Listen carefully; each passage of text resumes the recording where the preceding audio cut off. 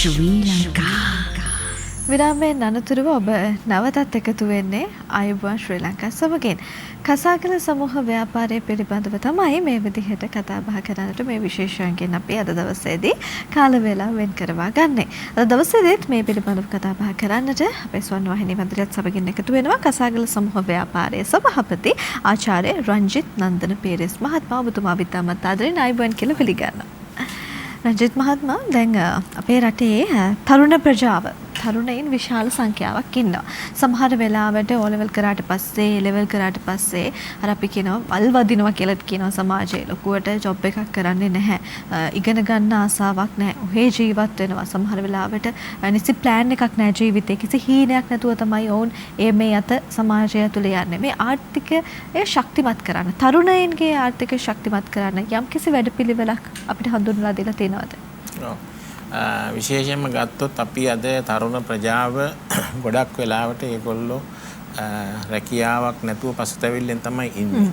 ඉතින් ඒකට විසඳුමක් හැටියට තමයි අපි වැඩසටහනක් ඔය ජනාභිෂේකය කියලා පටන් අරගෙන තියෙන්නේ. ඒගොල්ලන්ව අපි උද්දීපනය කරලා ගන්නට ඕනේ මොනවා හරි දෙයක්කින් අපි පටන් ගන්න ඕනේ.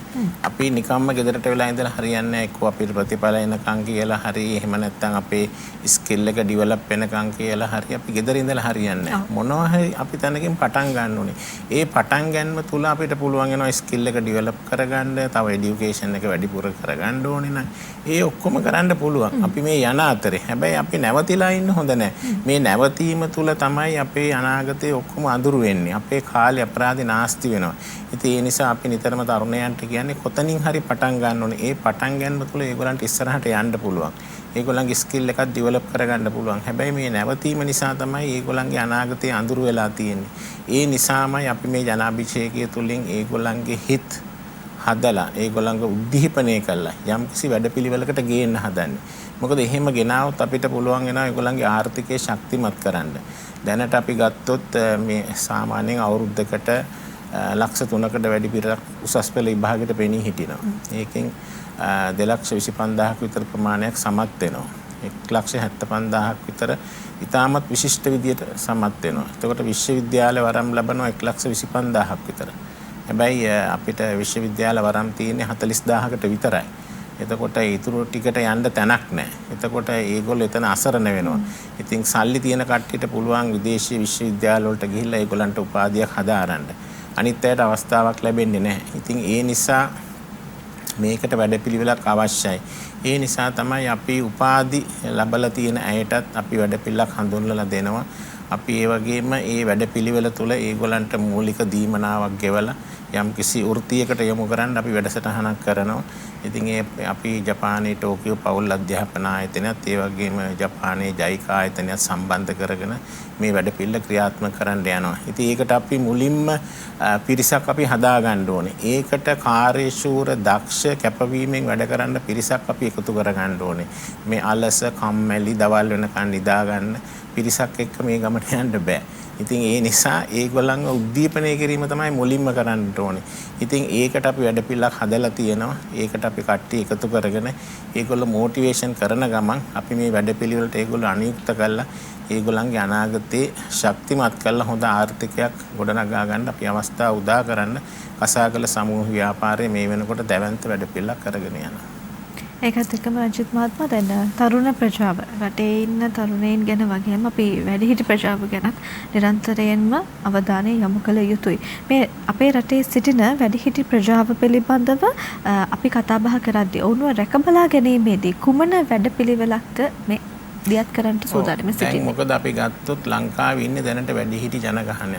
තව අවුරුදු 20ක් යනකොට අවුරුදු 60ට වැඩි පිරිසක් තමයි අපේ රටේ ජනගහනය ඉන්නේ. තව අවුරුදු 40කින් අවුරුදු 80කට වඩා වැඩි මේ අවුරුදු 80ට වඩා වැඩි වයස ජනගහනයක් තමයි අපේ රටේ ඉන්නේ. එක තරුණයෙකුට වෙනවා වැඩිහිටියෝ 3 දෙනෙක් රැක බලා ගන්න. ඒ විදිහට තමයි දැනට යන්නේ. මේ වැඩිහිටි ප්‍රජාව රැක ගැනීම අපි කාගෙත් යුතුකමක්. මොකද ඒගොල්ලෝ වැඩිහිටියෝ වෙන්නේ දරුවෝ හදලා මේ සමාජ මෙහෙවරක් කරලා ඒගොල්ලෝ සමාජය වෙනුවෙන් ලොකු කැපකිරීමක් කරලා. එතකොට ඔවුන්ව රැක බලා ගැනීම අපේ යුතුකමක්. අද ගත්තොත් සමහර ගොඩක් ඉගෙනගත්ත දරුවන්ගේ දෙමව්පියොත් ඉන්නේ වැඩිහිටි නිවාසවල. ඉතින් ඒක ඉතාමත් ඛේදනීය තත්ත්වයක්. අපි මේ ළඟදී වැඩිහිටි නිවාසයකට ගියා. ඉතින් ඒකෙදී ඒක අම්මා කෙනෙක් හඬලා කිව්ව කතාව තමයි එයා හදපු දරුවෝ 4 දෙනාම අද ඉතාමත් ඉහළ තනතුරු වල ඉන්නේ. නමුත් මම ඉන්නේ මෙතන කියලා. ඉතින් දරුවෝ මට ලබා දීපු දේ තමයි මේක කියලා. ඒ වුණත් මම දරුවන්ට වෛර කරන්නේ නැහැ කියලා තමයි. ඉතින් අම්මා කෙනෙක් කවදාවත් දරුවන්ට වෛර කරන්නේ නැහැ. හැමදාමත් ආශිර්වාද තමයි කරන්නේ. හැබැයි දරුවන්ගේ යුතුයකමක් තියෙනවා දෙමව්පියෝ රැක බලා ගැනීම. ඉතින් ඒක මහා ඛේදනීය දෙයක් අද වෙනකොට සමාජයේ මේ වැඩිහිටි ගෞරව කියන එක ඉතාමත් නින්දනීය ලෙස පැහැර හැරලා තියෙනවා. මොකද අපේ වගකීමක් තමයි වැඩිහිටියෙක් දැක්කනම් අපි යාට අනිවාර්යයෙන්ම ගරු කිරීමක් කළ යුතුව තියෙනවා. ඒක අද සමාජයේ ගොඩක් ඈත් වෙලා තියෙනවා. ඒ කියන්නේ දෙමව්පියෝ දරුවෝ අතර ගත්තත් සමහර දරුවෝ දෙමව්පියන්ට කතා කරන්න දන්නේ නැහැ. දෙමව්පියන්ට සලකන්න දන්නේ නැහැ. ඉතින් මේවා ඉතාමත් බරපතල දේවල්. මොකද රටක් හැටියට අපි ඉදිරියට යනවා නම් මේ සමාජ ගැටලු ඔක්කොම විසඳා ගන්නටත් ඕනේ. එහෙම නැතුව අපිට යහපත් සමාජයක් හදන්නට බෑ.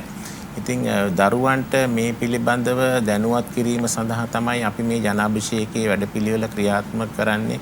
මොකද දරුවෙක් හැටියට ජීවත් වෙන්න නම් සමාජයේ යාට ජීවන අවබෝධය කියන එක ලැබෙන්නටම ඕනේ. ඉතින් ඒක කොහොමද යා ජීවිතේ හරියාකාරව ගෙනියන්නේ? ජීවිතේ කොතනින්ද පටන් ගන්න ඕනේ? අනාගතේ කොහොමද යා මුහුණ දෙන්නේ? කියන කරුණු කාරණා ටික යාට මනවින් අපි පැහැදිලි කරලා දෙන්නට ඕනේ. ඒ නිසා තමයි අපි මේ awareness program කරගෙන යන්නේ. මොකද ඒ තුලින් පුළුවන් වෙනවා අපේ ඒගොල්ලන්ගේ ජන මනස හරි ගස්සන්නට. මොකද මේ වැරදි අවබෝධ, වැරදි වැටහීම සහ නොදැනුවත්කම නිසා තමයි ඒගොල්ලෝ ජීවිතේ අකාලේ විනාශ කරගන්නේ.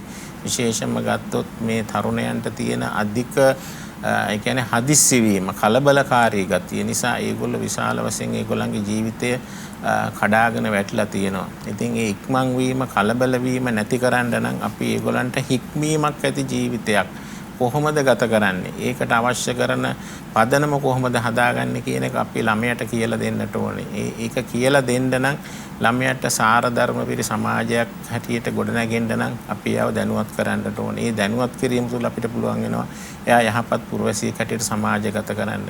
ඉතින් ඒ නිසා තමයි මේ ජපානයේ ටෝකියෝ පෞල් අධ්‍යාපන ආයතනයේ නිතරම කියන දෙයක් තමයි මේ අපි දරුවෙක් හදනකොට සමාජගත කරනකොට දරුවා හරි වෙලාවට හරි තැන අපි සමාජගත කරන්නට ඕනේ. අපි පස්සේ හාහෝ ගාලා වැඩක් නැහැ. ඉතින් ඒ නිසා මේ දරුවගේ ආකල්ප සංවර්ධනයත් විශාල වශයෙන් බලපානවා මේකට. ඒ නිසා දරුවගේ ආකල්ප වර්ධනය වෙන්න නම් දෙමව්පියෝ නිතරම දරුවෝ එයාට ආශ්‍රය කරන්න හොඳ ගැළපෙන පුද්ගලයෙක් එක්ක තමයි දරුවට සමාජගත කරන්න ඕනේ. දරුවට ඕන අයට නෙමෙයි දරුවට ඕන විදියට ආශ්‍රය කරන්න ඇරියොත් ළමයා විනාශ වෙනකන් දෙමව්පියෝ දන්නේ නැහැ. ඒ නිසා දෙමව්පියෝ අනිවාර්යයෙන්ම බලන්න ඕනේ ළමයා ආශ්‍රය කරන්නේ කවුද කියලා. දැන් අපි ඉස්සර ඉස්කෝලේ යන කාලේ මම යාළුවෙක් එක්ක හිටියේ. ඉතින් ඒ යාළුවත් එක්ක යනකොට එයාගේ අම්මා ගෙදර ගියාම මගේ නම අහලා ලියා ගන්නවා. ගෙදර අහ ගන්නවා. තාත්තා මොනවද කරන්නේ කියලා විස්තර අහලා තමයි යාළුවට මාත් එක්ක යන්න දෙන්නේ. ඉතින් එයා අද ලංකාවේ දැවැන්ත සමාගමක කළමනාකාර අධ්‍යක්ෂකවරයෙක්.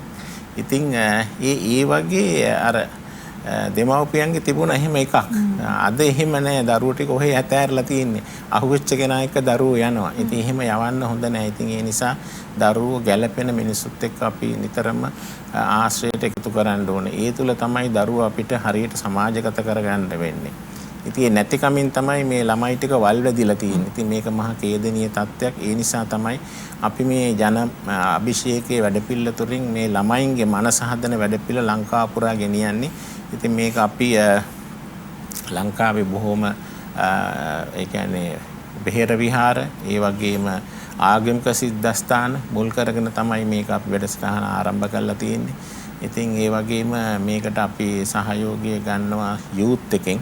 ඒකත් එකතු කරගෙන අපි මේ ළමයි ටික එක තැනකට එකතු කරගෙන අපි මේ ගමන ගෙනියන්න තමයි හදන්නේ. ඒ තුල අපිට පුළුවන් වෙයි මේ තරුණ ප්‍රජාව හොඳ මගකට ගෙනල්ලා යහපත් සමාජයක් ගොඩනගලා ඒගොල්ලන් හොඳ ආර්ථික රටාවක් ලබා දෙන්න. ඉතින් ඒ වෙනුවෙන් දැවැන්ත වශයෙන් අපිට ආයතන කීපයක් ඉදිරිපත් වෙලා ඉන්න මේ වැඩසටහන දියත් කරන්න. මොකද මේවා අපි කාලයක් ඉඳලම කරගෙන ආවා ජපානෙත් එක්ක මේ awareness program. නමුත් අවාසනාවකට ඒවා රාජ්‍යයන් වෙනස් වීමත් එක්ක ඒවා නතර වුණා. ඉතින් ඒ නිසා නැවත අපි ඒක ආරම්භ කරන්න තමයි මේ වැඩසටහන ක්‍රියාත්මක කරලා තියෙන්නේ. කසාගල සමූහ ව්‍යාපාරයෙන් දෙයක් කරන මේ ජනාභිෂේකය වැඩසටහන වැඩපිළිවෙල ගැන ඔබටත් වැඩිදුර විස්තර දැනග කියා ගන්නට හැකියාවක් තියෙනවා. ඒ විතරක් නෙමෙයි කසාගල සමූහ ව්‍යාපාරය පිළිබඳවත් ඔබට වැඩිදුර විස්තර කිරීමක් ලබා ගැනීමට අවශ්‍ය නම් මම දැන් සඳහන් කරන්නම් දුරකථන අංක. මේ දුරකථන අංක වලට දුරකථන ඇමතුමක් ලබාගෙන ඔබට හැකියාවක් තියෙනවා ඔබගේ ප්‍රශ්න ගැටළු නිරාකරණය කරගන්න. 011286 40යි 12 කියන දුරකථන අංකය ඔස්සේ වගේම 077 495යි 12යි 38. මම නැවත වතාවක් සඳහන් කරන්නම් 011286 40යි 12 කියන දුරකථන අංකය ඔස්සේ වගේම 077 495යි 12යි 38 කියන දුරකථන අංකය ඔස්සේ ඔබට කසාගල සමූහ ව්‍යාපාරය පිළිබඳව වැඩිදුර විස්තර දැන කියා ගැනීමට හැකියාවක් තිබෙනවා. රංජිත් මහත්මයා දැන් අද දවසේදී අපි කතා කරා මේ ජනාභිෂේකය වැඩසටහන වැඩපිළිවෙල ගැන. ඒ විතරක් නෙමෙයි වැඩිහිටියෝ ගැන කතා බහ කරා, තරුණ ප්‍රජාව ගැන කතා බහ කරා. තවත් අමතක කරන්නම බැරි කොට්ටාසයක් ඉන්නවා. ඒ තමයි මේ දරුවෝ. දරුවෝ කියලා කියන්නේ හැදෙන වයසේ පසු වෙන කොට්ටාසයක්. එතකොට ඔවුන්ගේ මුළු ජීවිත කාලයම සමහර වෙලාවට තීරණය වෙන්නේ මේ අවධිය තුල. දරුවෙක් විදිහට සිටින අවධිය තුල. අපි කොහොමද දරුවන්ගේ සෞඛ්‍ය ආරක්ෂා කරගන්නේ? ඔව් ඒක අද තියෙන ලොකුම බරපතල ගැටලුවක්. දැන් ලෝක සෞඛ්‍ය සංවිධානය කියනවා තව අවුරුදු 20ක් යනකොට අපේ රටේ දරුවන්ගේ අනාගතය ඉතාමත් අඳුරු තැනක තමයි තියෙන්නේ. ඒකට ප්‍රධානම හේතුව තමයි මේ ළමයි ගන්න ආහාර. මොකද අපි ගත්තොත් ඒගොල්ලෝ වැඩි කාබෝහයිඩ්‍රේට් ප්‍රමාණයකින් යුතු ආහාර තමයි දවසේ වැඩි හරියක් ගන්නෙ. දෙමව්පියන්ගේ යුතුයකමක් තමයි දරුවන්ට නියම ආහාර වේලක් ලබා දෙන එක. අද වර්තමානයේ නැතිම දේ නේද? නැතිම දේ. දෙමව්පිය ඔක්කොම අද පහසු ක්‍රමයට ෆාස්ට් ෆුඩ් තමයි ඔක්කොම ගන්නෙ. ඉතින් මේක ඉතාමත් බරපතල ගැටලුවක්. මොකද මේ ෆාස්ට් ෆුඩ් වල ඔක්කොම MSG කියන රසකාරකයේ තියෙනවා. මේ MSG එක බරපතල වශයෙන් ශාරීරික අභ්‍යන්තර ඉන්ද්‍රියන් වලට හානි කරනවා. ඉතින් ඒ නිසා ඒක ළමයාගේ මේ උත්තේජනයටත් බලපානවා. ඒ කියන්නේ අර ඉක්මනින් කේන්ති යන ගතිය, එයාට ඉවසීමක් නැතිකම මේකත් ඒකට බලපානවා මේ ශනික ආහාර. ඉතින් ඒ නිසා ළමයෙකුට දෙන්න ඕනේ පෝෂ්‍යදායී ආහාර වේලක්. ඉතින් ඒක දෙමව්පියෝ සෞඛ්‍ය අමාත්‍යාංශයෙන් විශාල වශයෙන් මේ වැඩසටහන අපි දියත් කරලා තියෙනවා. අපි පාසල් වලදී මේ වැඩසටහන් ළමයි ආපුවම කියලා. හැබැයි ගොඩක් සමහර දෙමව්පියෝ මේක ෆලෝ කරනවා. නමුත් ගොඩක් අය ඒක කරන්නේ නැහැ. ඒගොල්ලන්ට තියෙන කාර්යබහුල ජීවිතයත් එක්ක. නමුත් ඒක අත්‍යවශ්‍යම දෙයක් තමයි. මොකද අර කියමනක් තියෙනවානේ කන්නේ කුමක්ද වන්නේ යයි කියලා. ඉතින් ඒ නිසා තමන් ගන්න ආහාරات එක්ක තමයි තමන්ගේ ජීවිතේ බැඳිලා තියෙන්නේ. ඉතින් ඒ නිසා ළමයාට පෝෂ්‍යදායී ආහාර වේලක් දෙන්න ඕනේ. දැන් අපි ගත්තොත් මේ පලා වර්ග කියන එක අද ගොඩක් වශයෙන් භාවිතා වන්නේ නැහැ. ඉතින් මේක ළමයින්ට අනිවාර්යයෙන්ම මේ පලා වර්ග කියන එක දෙන්නටම ඕනේ. මොකද ඒකෙන් ළමයාගේ ඒ කියන්නේ ඥාන වලට ලොකු බලපෑමක් ඇති වෙනවා. එයා වගේම එයාගේ බුද්ධි වර්ධනයට ලොකු බලපෑමක් ඇති වෙනවා. ඒ වගේම ආවිෂය දික් වෙනවා. ඉතින් මේක බොහොම සුළුවෙන් ගන්න පුළුවන් සුළු මුදලක් තමයි යන්නේ මේ පලා වර්ග කියන එක. නමුත් අපේ ළමයින්ට පලා වර්ග කියන ඒවා අද ගෙවල් වල ගොඩක් පාවිච්චි වෙන්නේ නැහැ. ඉතින් බොහොම පහසුවෙන් ගන්න දෙයක් තමයි ඉස්සර හැම ගෙදරකම මේ මැල්ලු මුට්ටිය කියන එක තිබුණා. දැන් අද ඒක නැති වෙලා තියෙනවා. ඉතින් මැල්ලු මුට්ටිය නැවත ගෙදරට ගෙන්න ඕන කාලේ උදා වෙලා තියෙනවා. ඉතින් දෙමව්පියෝ මේ ගැන දැනුවත් වෙන්න ඕනේ. දැන් ළමෙක් උදේට ආපුවාම අර කෑම ගන්න ගියාම අම්මා නෙමෙයිනේ කෑම එක තෝරන්නේ, තාත්තා නෙමෙයිනේ කෑම එක තෝරන්නේ. දරුවට කියන buy anything you want. එතකොට ළමයා ගිහිල්ලා ගන්න අර ලොකු අයිසිං කේක් කෑල්ලක්. එහෙම නැත්නම් ඒ වගේ ඒ කියන්නේ ශරීරයට අහිතකර දෙයක් තමයි උදේ පාන්දර ළමයා ආහාරය හැටියට ගන්න. ඉතින් මේක ඊටමත් කේදනීය තත්ත්වයක්. මොකද ළමයාට පෝෂ්‍යදායී ආහාරයක් දෙන්නටම ඕනේ. දැන් අපි ගත්තොත් මේ ඔය ඔක්කොටම වඩා මේ සුළු ඊටමත් අඩු මුදලකට ගන්න පුළුවන් බිත්තර. බිත්තර කියන්නේ පෝෂ්‍යදායී ආහාරය, ප්‍රෝටීන් බහුල ආහාරයක්. සාමාන්‍ය දවසකට බිත්තර 4ක් 5ක් දුන්නත් ඒකේ වරදක් නැහැ ළමයාට. ඒකම ඇති යාට දවසේ ජීවත් වෙන්න. දැන් අර වැඩිපුර දෙන්නේ අපි ළමයින්ට බත්නේ කාබෝහයිඩ්‍රේට්. ඉතින් මේකේ පිෂ්ඨය බහුලයි. මේකේ අන්තිම සරල අවස්ථාව පුතමිය දන්නවා ලැක්ටෝස් තමයි ශරීරයට ලැබෙන්නේ. ඉතින් මේකේ සීනි ප්‍රමාණය ඉහළ යනවා. ඉතින් ඒ නිසා තමයි ලෝක සෞඛ්‍ය සංවිධානය කියන්නේ දැන් අවුරුදු තව 20ක් යනකොට පාසල් අධ්‍යාපනය ලැබෙන දරුවන්ට හෘද රෝග වැළඳීමේ ප්‍රවණතාවය බහුලව තියෙනවා. දැනටත් අපි ගත්තොත් වයස අවුරුදු 30 ළමයින්ටත් හෘදයාබාධ හැදිලා තියෙනවා. ඉතින් මේක ඉතාමත් වේදනීය තත්ත්වයක්. ඉතාමත් ඒ වගේම පාසල් යන ළමයි ගත්තොත් ඒගොල්ලන්ගේ විශේෂයෙන්ම ඇඟ තරබාරු වැඩි. ඒගොල්ලන්ට තමන්ගේ වැඩවත් කරගන්න බෑ. ඉතින් අධ්‍යාපන කටයුතු කරගන්න බෑ. ශරීර සංකූලතා විශාල වශයෙන් තියෙනවා. ඉතින් මේකත් බරපතල ගැටලුවක්. මොකද සමාජයක් හැටියට අපි ඉදිරියට යනවා නම් මේ ගැනත් බලන්න ඕනේ. දැන් අපි ජපානයේ චීනයේ වගේ රටක අරගෙන බලන්න. දැන් අපේ රටේ අවුරුදු 50ක 55ක මිනිස්සෙක් ගත්තොත් ඒ මිනිස්සයාට ඇවිද ගන්නත් බැරි තරමට ශරීරයේ අඩපණ වෙලා. හැබැයි ඒ රටවල ගත්තොත් අවුරුදු 50ක මිනිස්සෙක් ගත්තොත් අවුරුදු 25ක 28ක වගේ ක්‍රියාශීලී තත්ත්වෙන් ඉන්නවා. ඒ මොකද ඒගොල්ලෝ ගන්න ආහාර. ඉතින් ඒ ආහාරය හරි වැදගත්. ඉතින් ඒක අපේ අය හිතන්නේ නැහැ මේ තියෙන කාර්ය බහුලයත් එක්ක මොනවා හරි අහුවෙච්ච දෙයක් බඩට දාගන්න තමයි බලන්නේ. ඉතින් ඒක ඉතාමත් වැරදි ක්‍රියාවක්. ඒ නිසා අපිට පෝෂ්‍යදායී ආහාරයක් ලබා ගැනීම තුළ ශරීරයේ පුදුමාකාර විදියට වෙනස් වෙනවා. ශරීරයේ නිරෝගීකම රැක ගන්න පුළුවන්. අපි මොනවා කරත් වැඩක් නැහැ මේ නිරෝගීකම නැත්තම්. ඉතින් නිරෝගීකම රැක ගන්න අපි පෝෂ්‍යදායී ආහාර වේලක් ගන්න ඕනේ. ඒකට පොඩි ටයිම් ටේබල් එකක් හදා ගන්න පුළුවන් අපිට. අපි සඳුදා ගහරුවද බදාද මොනවටද අපි කන්න ඕනේ කියලා මේ බොහොම අඩුවෙන් යන ආහාර වේල් තියෙනවා. ලොකු මුදල් වැය කරන්න ඕනේ නැහැ. ඉතින් ඒකට දෙමව්පියෝ යොමු කරන්න ඕනේ දරුවෝ ගැන හිතලා නැතුව දරුවන්ට ඕන දේ කන්න දුන්නොත් දැන් ඔක්කොම කරන්නේ උදේට යනකොට සල්ලි දෙනවා. ඔයා ඕන දෙයක් අරන් කන්න කියලා. ඉතින් ළමයි ඔක්කොම ගන්නේ රයිස්. ශනික ආහාර. ටියුෂන් පන්ති වල ළමයි ඔක්කොම දැන් අර කඩවල ගහලා තියෙනවා රුපියල් 100ට රයිස්. ඉතින් ළමයි ඔක්කොම කන්නේ රයිස්. ඒකේ ළමයා බිත්තර දෙකක් කෑවනම් ළමයාගේ ශරීරයටත් හොඳයි. කිසිම ගැටලුවක් නැහැ. ඉතින් ඒක ළමයට හුරු කරන්න ඕනේ. රයිස් ඕනේ බිත්තර දෙකක් අරන් කන්න. ඉතින් එහෙම ළමයින්ට හුරු කරන්න ඕනේ. ළමයින්ට ඕන දේ කන්න දෙන්න හොඳ නැහැ. ඒක තුල තමයි මේ ඔක්කොම දේවල් සිද්ධ වෙලා තියෙන්නේ. අපි ඒක හිතුවේ නැති වුණාට සමාජයක බරපතල ගැටලුවක්. මොකද මේ කෑමත් එක්ක ඉන්ස්ටන්ට් ෆුඩ් එක විශේෂයෙන් MSG. දැන් මේක ලෝක සෞඛ්‍ය සංවිධානයේ තහනම් කරලා තියෙන්නේ. නමුත් ඒවා අපේ හැම කෑමකටම යොදනවා. ඉතින් අර ඒකනේ අර ගෙදර හදන කෑම රහ නැහැ. හැබැයි කඩෙන් ගෙනවොත් කෑම රසයි කියන්නේ මේ රසකාරකේ හින්දා.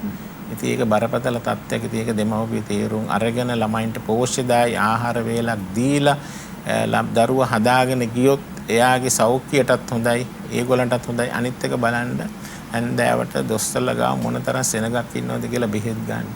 විවිධාකාර ලෙඩ සඳහා. ඒ කියන්නේ දැන් අපි කියන්නේ ආහාර වෙනුවට ගන්න ඖෂධනේ. අපි ඖෂධ වෙනුවට ආහාර ගන්න ඕනේ. එතනට අපේ ජීවන රටාව හුරු කර ගන්න ඕනේ. මේවා බහුජාතික සමාගම් වලින් අපිට බලෙන් ලබා දීපු දේවල්. දැන් අපි ජීවත් වෙන්නේ 4 වෙනි කාර්මික විප්ලවයේ. එතකොට ලෝකෙට ආව වෙළඳ කන්සෙප්ට් 3ක්. පළවෙනි කන්සෙප්ට් එක තමයි ඒගොල්ලෝ ගෙනා විශාල වශයෙන් භාණ්ඩ නිෂ්පාදනය කරලා වෙළඳ පොළට දැම්මා.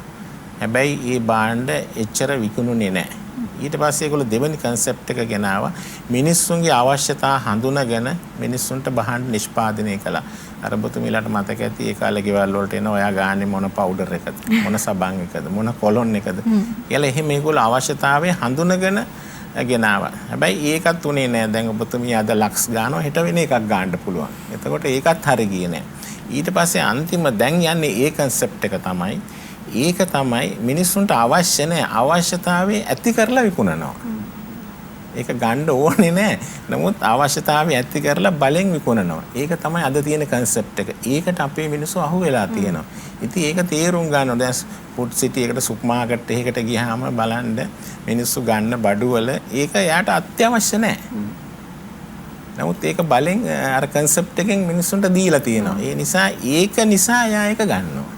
මම වෙලඳ සන්නාම කියන්න කැමති නෑ. නමුත් ඊට වඩා හොඳ එක තියෙනවා. නමුත් මිනිස්සු ගන්නේ අරක. මොකද අර බලෙන් ඇති කරලා තියෙන අවශ්‍යතාවය. ඉතින් ඒක බරපතල ගැටලුවක්. ඉතින් ඒ නිසා අවශ්‍යතාවය හඳුනගෙන අපිට අවශ්‍ය දේ විතරක් අපි ආහාරයට ගත්තොත් අපිට මේ ව්‍යසනයෙන් ගැලවිලා යහපත් සමාජයක් හොඳ දරුවෝ ටිකක් මේ සමාජයට බිහි කරගන්න පුළුවන්. හොඳයි ඒකත් එක්ක අවසාන වශයෙන් මම ඊටමත් ඉක්මනින් සඳහන් කරන්න කසාගල ව්‍යාපාරය සම්බන්ධයෙන් ඔබට වැඩිදුර විස්තර දැන කියා ගැනීමේ හැකියාවක් තිබෙන දුරකථන අංක 011286 40යි 12 කියන දුරකථන අංකය ඔස්සේ වගේම 077 495 1238 කියන දුරකථන අංකය ඔස්සේ ඔබට මේ කසාගල සමූහ ව්‍යාපාරය සම්බන්ධයෙන් වැඩිදුර විස්තර දැන කියා ගැනීමේ හැකියාවක් තියෙනවා. ඉතින් අද දවසේදී මේ පිළිබඳව කතා බහ කරන්නට ඔබව දැනුවත් කරන්නට අපිත් එක්ක එකතු වුණා කසාගල සමූහ ව්‍යාපාරයේ සභාපති ආචාර්ය රංජිත් නන්දන පීරිස් මහත්මයා. ඔබතුමාට බෙහෙවින්ම ස්තුතිවන්ත වෙන ගමන් අයිබෝන් කියලා ආදරෙන් සමුදෙනවා. හොඳයි මේ විශේෂ සාකච්ඡාව මෙතනින් අවසන් කරන්නට තමයි සූදානම් වෙ සිටින්නේ. කෙටි විරාමයකින් අනතුරුව නැවතත් මුණ ගැසෙමු. ආයිබෝන් ශ්‍රී ලංකා සමගින්.